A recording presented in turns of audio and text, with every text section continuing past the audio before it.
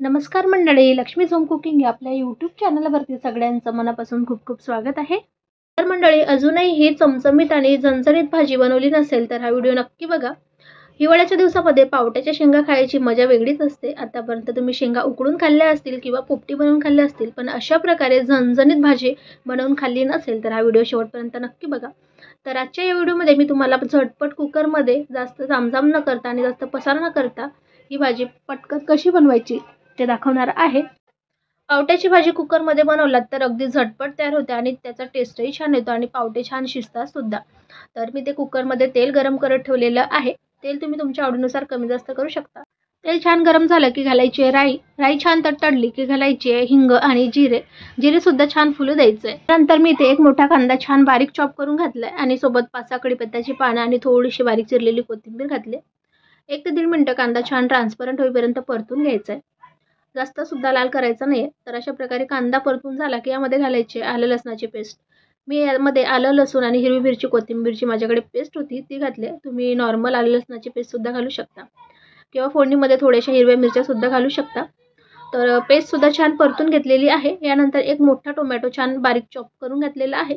छान पिकलेले टोमॅटो घालायचे म्हणजे भाजीमध्ये त्याचा टेस्ट छान येतो, आंबटपणा छान येतो। टोमॅटो छान लवकर सॉफ्ट व्हावा म्हणून मी यामध्ये मीठ घातलंय।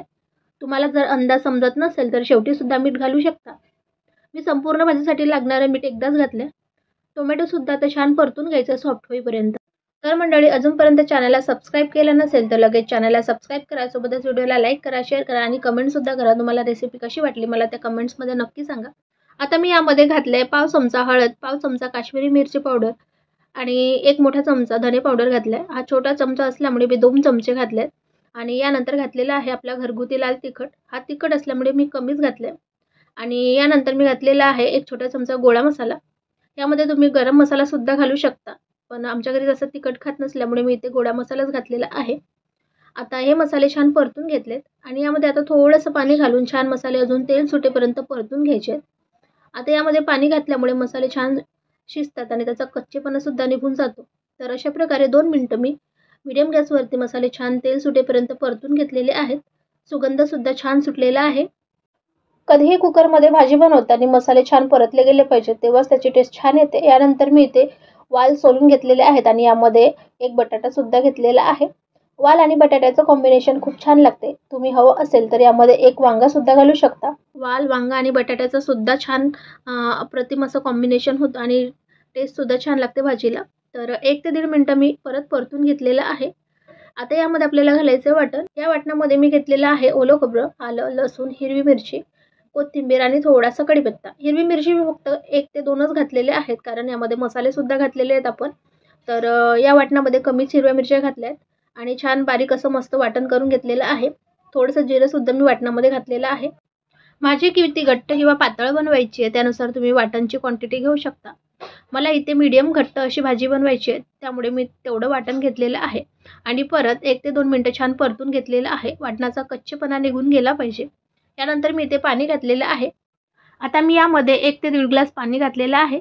मीडियम घट्ट अशी मला भाजी बनवायची आहे, तर त्यानुसार मी पाणी घातलेलं आहे। आणि कुकरमध्ये भाजी बनवतोय म्हटलं तर त्यामध्ये आपल्याला जास्त पाण्याची गरज लागत नाही। कमी पाण्यामध्ये सुद्धा भाजी छान शिजून तयार होते।